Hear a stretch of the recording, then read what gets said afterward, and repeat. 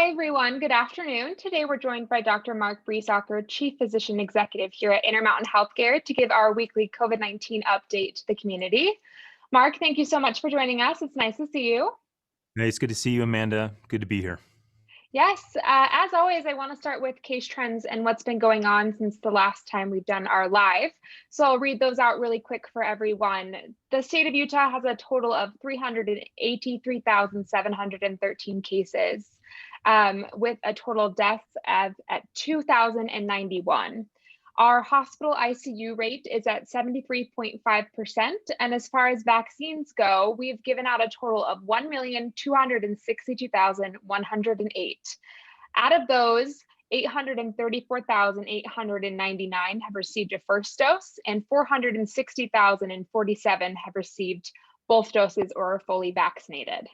With that in mind, I want to talk about the fact that we are continuing to see this decline in cases and hospitalizations as we kind of move through the end of March. How are our caregivers and teams doing as far as everything goes in the last couple of weeks?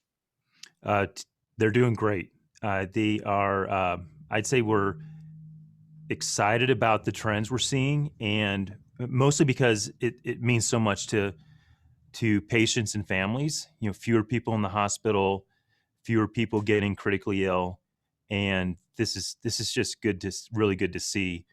We had a chance to talk with one of our nursing leaders at American Fork Hospital this week, and she shared with us that her staff of nurses, they're feeling good. They are still tired. I'd say still recovering, which is, I think, very understandable. But overall, Amanda, very positive trends, and people are in a good place. And thinking about what's next, what's next on our plate to work on. And I just want to say that the daily case count too is today was 453, which seems to be lower than it has been in the past, specifically on Fridays. So it does look like we're moving down, which is great. You just mentioned that it seems like the caregivers are doing a lot better, which is awesome to hear. One thing I wanted to quickly talk about was the mask mandate that's ending on April 10th. The statewide mask mandate is ending then, but Intermountain is deciding not to end our mask mandate specifically for our hospitals and clinics. Can you talk a little bit about that decision and how that helps keeps our patients safe? Sure, and I think you hit it right on the nail on the head there, Amanda. That the most important thing that we think about at the beginning of every day is how do we keep our patients safe and how do we keep each other safe. And while there's been tremendous improvement from those really tough days in January, still 400 new cases a day, 500, maybe a 200 over the weekend, that still represents a lot of new cases. And we still have a transmission rate in that 7 to 8% range.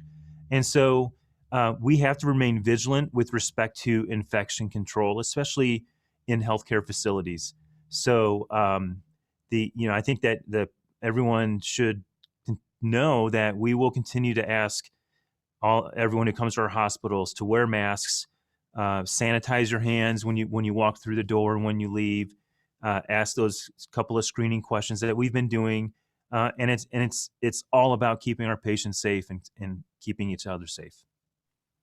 You brought up a good point too, that this is something we've been doing for a while, and I think it's something we'll continue to do, especially as we kind of learn more. So there's been new cases of the variants coming out in Utah, specifically the Brazil case or variant was talked about recently. Mm-hmm. What kind of an impact is that having on our case counts and also the vaccines as well? Have we seen any sort of indication that they are working for these variants? So I think the answer, I guess, to the first question, impact on case counts, it's hard to say. There is a delay in identification of the particular variant compared to when the person actually got sick and was tested. So, I think that the number we have to just watch is that transmission rate and our hospitalization rates, our death rates, and as long as those continue to trend down, then I think we would conclude that the impact of the variants on the overall burden of disease in the community is low. Now, that being said, most of these variants, almost all these variants, are more contagious. And we're fortunate to have had an effective response to distribution of vaccines. So we're benefiting from the initial push here. But I would say all you have to do is look down to Brazil as a country, and that's the example of things not going well. So I think the key thing here is we should remain vigilant, and we're going to. I know all of our other hospital systems across the state are also going to remain vigilant in monitoring all these things. So everyone can count on us for that. And if it's okay, Amanda, I'd like to make maybe one other point about the mandating. So the public health measures mandate does end on April 10th.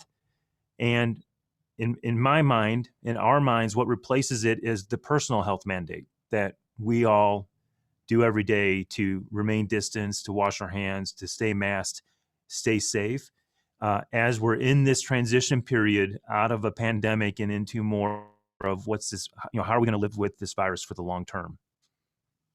Someone just asked a follow-up question around that too, about the potential risks of lifting this mask mandate on April 10th. And also there's been discussions around all public health measures going away by July 1st, which doesn't necessarily mean that you personally have to stop doing them. It's more so just from a government perspective. But do you feel like there might be any potential risks with these two things leaving us from a public health perspective? So anytime our approach to controlling an outbreak, a disease outbreak, changes in any way, the addition of new therapies that come to bear, the addition of new vaccines, or the removal of public health measures, any change creates risk. What I know that our state leaders in the Utah Department of Health, I think they've been very clear about the fact that they're going to be watching the impact of all this. And of course, we are as well. And we'll continue to partner and collaborate and share perspectives, share insights as these changes take place. So is there risk? Yes. Are we going to be watching everything very carefully? Yes. And as we develop evidence of trends or develop insights that we feel we have confidence in, then we'll be sharing and talking about those. I think what you just said is really important too, because we can always adjust. We can figure out kind of what's working, see if the vaccines are being distributed quick enough, and then kind of adjust from there. So we're not completely out of the woods yet from the pandemic, and I'm sure that things will get better by that July 1st timeline. But like you said, I think it's important to look at what's happening in the community as well. Someone also just asked a question around spring break, which is depending on where you are and your school, they started a couple weeks ago and are kind of continuing through the middle of April. Is there any potential that we could see a spike from spring break being in Utah with people coming from other states and or cities? Yes. And I think that it's, again, I'm a bit of a broken record here, but I think it's really important that as you go on spring break, just keep in mind the things that you can still do to stay safe. So, maybe choose things that are more outdoor in orientation. Head south, camping, stay in groups that are still small. We all saw the pictures from the beaches in Florida, and I know we're not going to be like that. So. But there is risk, as there was around the Thanksgiving holiday. Saw the tremendous community response to come together and really mitigate the potential outcomes that could have come from that Thanksgiving holiday. We saw the results of the end of year holidays and the impact that had on our case rates. So we'll watch it, and there is some risk there. And let's just keep working on staying safe. I want to switch conversations to the vaccines specifically. I read out those numbers before, but that 1.2 million people have had either one or both doses of the vaccine, which is really great. How are we doing from a state perspective and even just in the country as well for distributing the vaccines? So let me start with the state. So there are currently about 2.4 million out of the 3.1 million Utahns are eligible for the vaccine.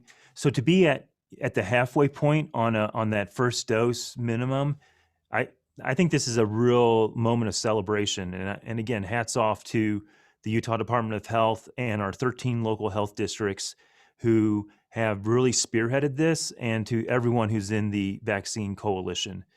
Um, the I think the opportunity from a state perspective is to now begin looking at how we're doing with respect to delivering the vaccine in a way that's reaching every community and every zip code.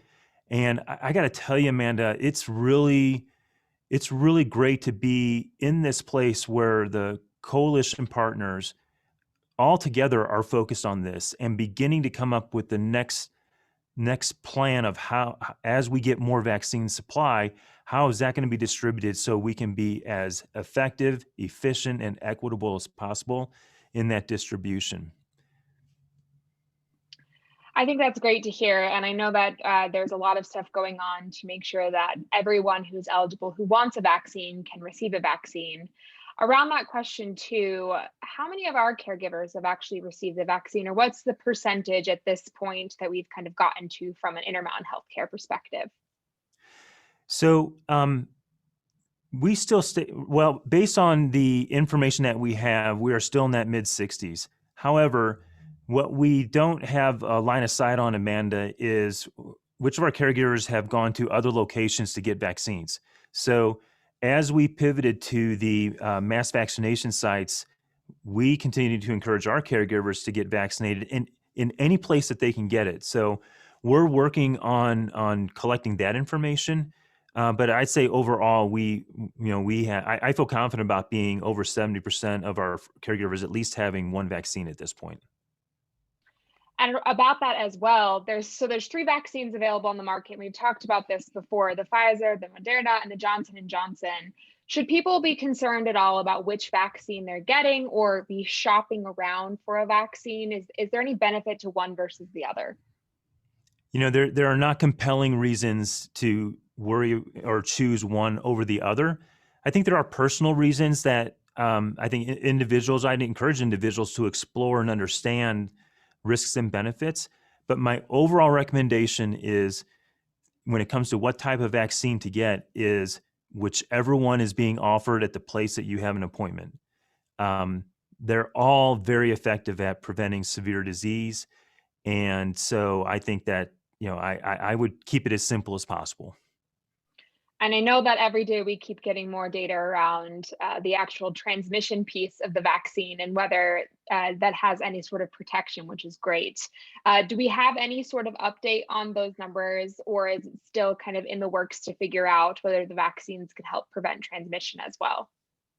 Yeah, I don't have an update on those types of numbers. What I do know is, look, we've got a great team of infectious disease physicians and infection control nurses who are focused on monitoring the vaccine efficacy over time. And of course, the state Utah Department of Health, as well as the CDC, is interested in this, as are the manufacturers. So we're still in that learning mode at this point.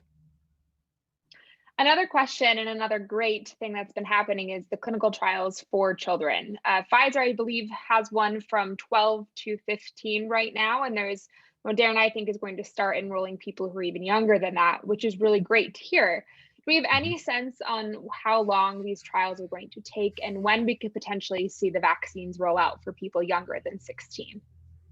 Yeah, I think that I would say the earliest would be mid to late summer, and I would, if I were to give the response maybe to really focus on an anchor on here, is probably fall.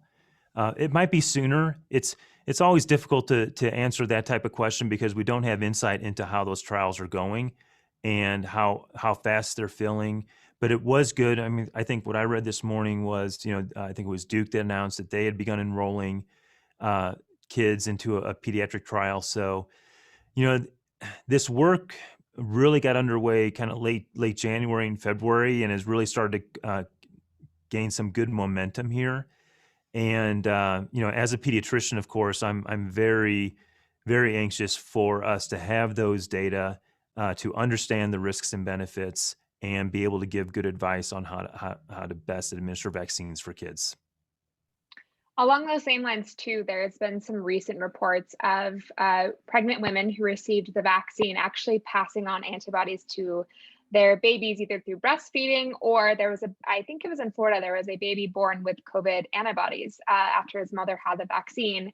What does this say for people who were a little bit hesitant about getting it if they're pregnant? It seems like we're moving in the right direction. Do you have any feedback or advice for those people? Yeah, so I'm not surprised, of course. We shouldn't be surprised to hear that. We know how important that time is where, especially at the end of that last trimester of pregnancy, where antibodies from the mom uh, transfer over to the newborn and provide some protection for a baby when they're born. And of course, newborn babies, their immune systems don't work as well as older kids and adults. So it's a really important part of keeping babies safe and healthy right after birth. And of course, breastfeeding, obviously, is known to play a really significant role in this as well. So to me, the takeaway message is the antibodies produced by the vaccine are behaving like every other antibodies, a lot of the other antibodies that are present in mom, based on these early reports. Last point is that these are early reports. So they're stories, it's not science yet. And so, the thoughts I've shared are a reflection of these stories, and we have a lot more to learn. I know we've talked about this in the past, but if anyone has any questions, they can go to their provider to talk about specific cases that they might have. If they're pregnant and have questions about the vaccine, your doctor is going to be the best person to kind of provide you that specific advice based off of what you need. Is that correct? A- Absolutely. I want to talk to you about your message to those that are not eligible. So it's been about only 3 days since 16 plus have been eligible to receive the vaccine in Utah. For some reason, I felt like it was longer. But what is your message to those younger children now that are eligible for the vaccine and the parents of those children that are going to be helping them make that decision? Well, I think that I've had so many conversations with moms and dads about vaccines, you know, over the years in practice, and the thing is, begin to understand it, read about it, keep a list of questions, and then get those questions answered.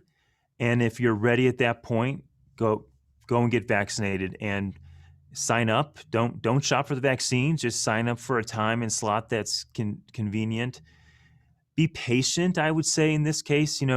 The number one challenge with our vaccine distribution program right now is we don't get enough vaccine shipped to the state yet. So, be patient. It's, everybody's eligible now. So there's like 1.2 million people out there that are eligible. So hang in there. And then the other thing I would say is just remember that it's a COVID-19 vaccine, but it's a vaccine to hug your grandparents. It's a vaccine to get together for family dinner and be safe. It's a vaccine to get back to the gyms and to clubs and fingers crossed about outdoor concerts. Like we enjoy all over the state during the summertime. So for people who are on the fence, it's that chance to get back to all the things we loved to do and we haven't been able to do because of the pandemic. I know I've been seeing some tickets go on sale for late summer, early fall, which is exciting to see that event companies are looking at the data and saying, okay, we can maybe start going back to 2019, which is really exciting. One thing I wanted to touch on too was this danger of declaring victory too soon. You said that 1.2 million people are eligible right now and maybe have not received the vaccine yet. Like you said, we don't have enough appointments in 1 week to unfortunately vaccinate all those people. Is there any danger of declaring victory too soon? What do we need to be cautious about as we move forward into the next couple of weeks? Well, I think if you think of this as the marathon of how we're going to respond to this virus, I think it's fine to celebrate the victories that take place along that run. It's kind of like When I watch people run a rock and roll marathon and how there's a rock band every mile or two, to kind of celebrate, stop, and for what you've achieved. So I, I think it's good for a community to especially our communities to feel good about how we've responded. And I would say the word again, and I've used it before, is let's stay vigilant. Okay, let's not lose our edge. Let's not forget how serious this is. um, there are still Utahns dying from COVID-19. And um, when you compare it to what we've been through, you could falsely conclude that, boy, things are okay because they're so much better. But if you focus on the absolute number, 400, 500 new cases, the number of deaths that get reported every day, those are people and families that are impacted in such a really hard way. So I have a lot of I have a lot of empathy for the fact that this disease is still creating such burden for our communities and for individuals and for families. Let's We owe it to them to stay vigilant and to keep moving forward in the right ways until we can really tamp this thing down. I think you brought up a good point about the cases not only being a number, but also the deaths, that there's people that are affected by COVID differently. Some of them get over it in a day or two, and some people are still having long-term effects months later. Have we, speaking of the months later piece, have Mhm. we learned anything about what it's being called long hauler COVID-19? Is there anything we've learned from those people that have been affected with this that we can kind of take with us in the future as we move forward? I think the one thing we have learned is that there are people that have long-term effects. That's and so that is maybe another reason why it's important to stay vigilant. And even at any age, so we have reports of persistent symptoms across the entire ranges of ages. And that has a real impact on life and individuals as well. So there is so much more to learn about the long-term effects of COVID. We've got great physicians and leaders and researchers that are thinking about this, and probably most importantly, we as a healthcare system are continuing to refine and figure out what's going to be the best way to care for people. So how often do we check in? Should come to the clinic maybe once a quarter or once every 6 months, but let's have some video visits in between so we can check in and see how you're doing. If there's any particular important data point or biometric value that we should track on, how do we do that at home as opposed to having people come in? You recover better at home, and so we're working on that, and we'll share how those plans come together in the future. Mark, is there anything else you wanted to mention today to the community about anything related to COVID or just moving forward into the future? Well, I think that I was actually out at Riverton Hospital this morning and ran by the pediatric clinic to see some colleagues and check in. And they said that that things are starting to pick up for pediatric clinics, and there's more preventive care happening. So I think the last thing I would share is, when I talked about we're looking in and working on the next things beyond COVID at this point, a lot of that has to do with getting back to making sure people are healthy and they're managing chronic conditions and they're getting their preventive care and they're getting consultations when they do have symptoms of potentially serious illness. And so I think my ask for the community would be to, let's take a moment here in the springtime and take stock of where things are. If you're due for vaccines, let's get all these vaccines. Well, if you haven't been vaccinated for COVID, don't get any other vaccines. Get your COVID vaccine first. But if you're overdue for any type of cancer screening, or you're overdue to see your cardiologist or your diabetes doctor, boy, this would be a great time to get that set up. And for us, we do both clinic visits and telehealth visits. We want to meet people where they are, and we want people to be as healthy as they can be.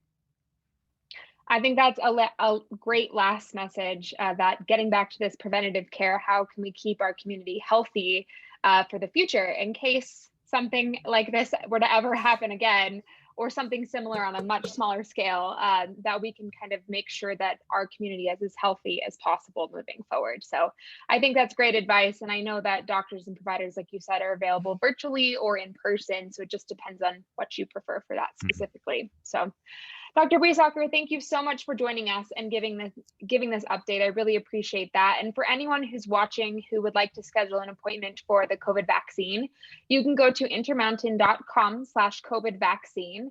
We have a link where you can find out eligibility and where you can get the vaccine, as well as schedule an appointment. If you cannot find a location time that works for you through us, the state also has a great resource. You can go to coronavirus.utah.gov/vaccine and find other sites that are also giving out the vaccine. Thanks everyone for watching. Thank you, Dr. Briesacher. We will talk to you later.